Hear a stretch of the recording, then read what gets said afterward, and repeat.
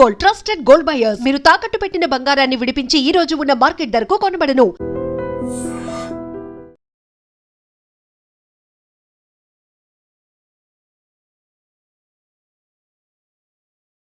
నమస్తే, welcome to I dream. ప్రస్తుతం వర్షాలు ఎక్కడా పడటం లేదు. జూలై నెల వచ్చేసింది. జూలై నెల ఇక దాదాపు 15వ తారీఖుకి దగ్గరలో ఉన్నాం. ఇంతవరకు వర్షపు జాడ అనేది కనిపించట్లా. రైతన్నలు ఆకాశం వైపు ఎదురు చూస్తూ ఉన్నారు, ఒక్క చుక్కైనా రాలుతుందేమో అని. కానీ ఎల్నిలో ఎఫెక్టు, తీవ్ర వర్షాభావ పరిస్థితులు ఉన్నాయి అన్న సమాచారంతో గుండె గుబేలమంటోంది. ప్రస్తుతం ఈ ఎల్నిలో గురించి క్లియర్గా ఎక్స్ప్లెయిన్ చేయడానికి ప్రస్తుతం నాతో పాటు ఉన్నారు వాతావరణ శాఖ అధికారి శ్రీనివాస్ గారు. పూర్తిగా తెలుసుకుందాం సమాచారం. నమస్కారం సార్. నమస్కారం సార్, ఈ ఎల్నిలో ఎఫెక్ట్ అంటున్నారు, వర్షాలు అసలు పడట్లేదు. జూలైలో అంటే ఏ విధంగా వర్షాలు పడతాయి మనందరికీ తెలుసు. ఎందుకు ఇలాంటి సిచ్యువేషన్ వచ్చింది? అసలు ఎల్నినో గురించి తెలుసుకోవాలంటే అసలు ముందు మనకి ఈ మాన్సూన్ ఎట్లా వస్తుంది, దాన్ని ఎల్నినో ఎట్లా ఎఫెక్ట్ చేస్తుంది అన్నది తెలుసుకోవాలి. మాన్సూన్ అసలు ప్రతి ఏడు మనకి జూన్, జూలై, ఆగస్టు నెలల్లోనే ఎందుకు వస్తుంది అన్నది తెలుసుకోవాలంటే అసలు మనము ఈ ఒక గోళాకారమైన భూమి, బాల్ లాంటి భూమి మీద ఉన్నాము. దీనికి main source of energy sun. ఈ సన్ చుట్టూ భూమి తిరుగుతూ ఉంటుంది. తిరుగుతూ ఉన్నప్పుడు ఇది గోళాకారంగా ఉండటం వల్ల ఈ సూర్యుడి యొక్క ఎనర్జీ అనేది ఈ గోళాకారపు సర్ఫేస్ అయినందువల్ల సెంటర్లోనూ అట్లాగే సెంటర్కి అటు ఇటు మనం భూమధ్య రేఖ అంటాం.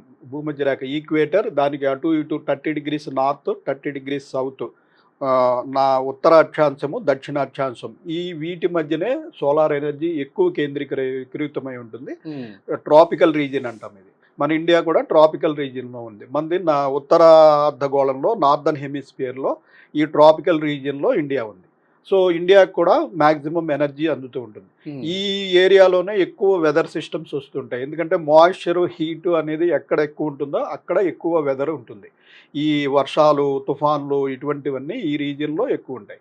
అయితే ఈ గోళాకారంగా తిరుగుతున్నప్పుడు ఈ పైన కింద మనకి 30 degrees నార్త్ అండ్ సౌత్, పైకి పోయినా కిందకి పోయినా గ్రాడ్యువల్గా సన్స్ ఎనర్జీ తగ్గిపోవడం వల్ల ఆ ప్రాంతంలో పైకి పోయిన కొద్దీ పోల్స్ దగ్గరికి వెళ్ళిపోయేటప్పటికి బాగా మంచు ఖండాలు అయిపోయి ఆర్కిటిక్, అంటార్కిటిక్ ఉంటాయి. సో అక్కడ బాగా చల్లని ప్రదేశము, సెంటర్లో వేడి ప్రదేశం. సో ప్రకృతి, నేచర్ ఎప్పుడు ఏం చేస్తుందంటే రెండింటిని ఈక్వలైజ్ చేయడానికి ట్రై చేస్తుంటుంది. సో ఇటు నుంచి వేడి గాలులు పోల్స్ వైపు, అలాగే పోల్స్ నుంచి చల్లగాలులు ఈక్వేటర్ వైపు వీస్తూ ఉంటాయి. ఇవి దీనికి తోడు మనకి ఈ ఎర్త్ యొక్క యాక్సిస్ ఆఫ్ రొటేషన్ సూర్యుడి చుట్టూ తిరిగేటప్పుడు ఇలా నెట్ట నిలువుగా లేకుండా 23.5 degrees వాలి ఉంటుంది. ఈ 23.5 degrees వాలి ఉండటం వల్ల మనం 365 రోజులు పడుతుంది సూర్యుని చుట్టూ తిరగడానికి. ఇందులో ఒక 6 నెలల పాటు మనకి ఉత్తరార్ధగోళం, నార్దర్న్ హెమిస్ఫియర్ సూర్యుడికి దగ్గరగా వస్తుంది. మిగిలిన 6 నెలల్లో సదర్న్ హెమిస్ఫియర్ దగ్గరగా వస్తుంది. సో నార్దర్న్ హెమిస్ఫియర్ దగ్గరగా వచ్చినప్పుడు మనకి వేసవి కాలం. సో ఆ పీరియడ్లో మనకి మార్చి, ఏప్రిల్, మే నెలలు సూర్యుడికి దగ్గరగా ఉండటం వల్ల మనకి తీవ్రమైన వేడి ఉంటుంది. ముఖ్యంగా రాజస్థాను, నార్దర్న్ ఇండియాలో మనకంటే ఎక్కువ ఉంటుంది. రాజస్థాను, దానికి చుట్టుపక్కల ఉన్న ఆఫ్ఘనిస్తాను, ఇటు పాకిస్తాను, ఈ ఏరియా కొంత అంతా కూడా బాగా వేడికి వేడికి గురైనప్పుడు భూమికి ఆనుకుని ఉన్న ఈ గాలి పొరలు కూడా వేడెక్కి అవి తేలికైపోయి పైకి పోతాయి. పైకి పోవడం వల్ల అక్కడ లో ప్రెషర్ ఏర్పడుతుంది. సో ఈ రకంగా 3 నెలల పాటు వేడిమి ఉండటం వల్ల అక్కడ ఒక స్ట్రాంగ్ లో ప్రెషర్ ఏర్పడుతుంది. దీన్ని హీట్ లో అంటాం. ఇదే సమయంలో మనకి దక్షిణార్ధగోళం భూమధ్య రేఖకు దిగువకి వెళ్ళిపోతే అక్కడ శీతాకాలం. శీతాకాలం కాబట్టి చల్లటి వాతావరణం ఉండటం వల్ల గాలి డెన్స్గా ఉంటుంది. డెన్స్గా ఉండటం వల్ల ప్రెషర్ ఎక్కువ ఉంటుంది. సో ఎప్పుడు మనం ఇందాక చెప్పినట్టు ప్రకృతి రెండింటిని సమానం చేయడానికి ట్రై చేస్తుంది కాబట్టి ఈ హై ప్రెషర్ నుంచి విండ్స్ ఈ లో ప్రెషర్ దగ్గరికి రావడం బయలుదేరుతాయి. ఇది మార్చి, ఏప్రిల్, మే నెలలో బాగా వేడిమి ఎక్కువయ్యాక ఈ ప్రెషర్ డిఫరెన్సెస్ రెండు బాగా ఎక్కువయ్యేటప్పటికి అప్పుడు ఈ హై ప్రెషర్ ఏరియా నుంచి మనకి 5 degrees సౌత్ అక్షాంశంలో ఈ మస్కారన్ ఐలాండ్ అని అంటాం. ఆ ప్రాంతంలో బాగా హై ప్రెషర్ ఏరియా ఉంటుంది. సో ఆ హై ప్రెషర్ ఏరియా నుంచి ఈ లో ప్రెషర్ ఏరియా వైపు విండ్స్ వస్తుంటాయి. వచ్చేటప్పుడు అవి ఈక్వేటర్ని దాటినప్పుడు భూగమనం వల్ల ఈ నైరుతి దిక్కుకి వంచబడతాయి. సో అలా వంచబడిన పవనాలే మనకి నైరుతి ఋతుపవనాలు. అయితే ఇవి ఎక్కడి నుంచి వస్తే మనకి దక్షిణార్ధగోళంలో పెద్ద సముద్ర ప్రాంతం, అది పసిఫిక్ మహాసముద్రము, అలాగే ఆ తర్వాత ఇండియన్ ఓషన్, హిందూ మహాసముద్రము, ఈ సముద్రాలన్నీ దాటుకుని కొన్ని వేల మైళ్ళు ప్రయాణించి వస్తాయి. సో ఇవి సముద్ర ప్రాంతం నుంచి ఇన్ని మైళ్ళు ప్రయాణించడం వల్ల వాటిలో చాలా తేమ ఉంటుంది. ఆ తేమగాళ్ళన్నీ మనకి భారతదేశం మీదకి రావడం వల్ల అదే సమయంలో మన భూభాగం చాలా వేడిగా ఉంటుంది. ఈ తేమ అంతా కూడా ఈ వేడి గాలులతో పాటు పైకి పోయి మేఘాలయ్యి మనకి వర్షం పడుతుంది. సో ఇది మనకి మాన్సూన్ వచ్చే ప్రక్రియ. అయితే దీన్ని ఎల్నినో ఎట్లా ఎఫెక్ట్ చేస్తుంది? అసలు ఎల్నినో అంటే ఏంటి? అంటే ఏంటంటే మనకి ఇప్పుడు ఈ సదర్న్ పసిఫిక్, మనకి ఈ పసిఫిక్ ఏరియా ప్రాంతం నుంచి మొదట ఈ విండ్స్ వస్తాయనుకున్నాం కదా.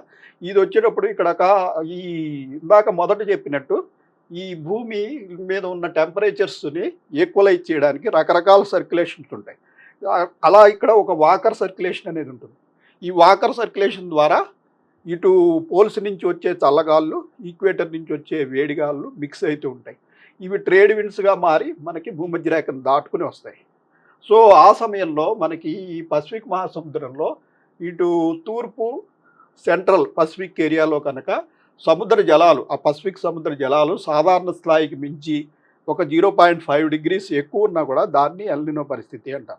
అప్పుడు ఏమవుతుందంటే మన వైపు వచ్చే ఈ పవనాల యొక్క వేగం తగ్గిపోతుంది. ఈ ట్రేడ్ విండ్స్ యొక్క వేగం తగ్గిపోవడము, వీటిలో మాయిశ్చర్ తగ్గిపోవడము జరుగుతుంది. దీన్ని ఎల్నినో పరిస్థితి అంటాం. అయితే ఇది ఒక సైకిల్. కొన్ని సంవత్సరాల పాటు ఇటు తూర్పులో ఉన్న పసిఫిక్ మహాసముద్రం వేడెక్కితే కొన్ని సంవత్సరాలు పశ్చిమంలో ఉన్న సముద్రం వేడెక్కుతుంది. పశ్చిమంలో ఉన్నది వేడెక్కితే మనకు అనుకూలం, మనకి మరింత వేగంగా ఈ పవనాలు వస్తాయి. సో దాన్ని లానినా పరిస్థితి అంటాం.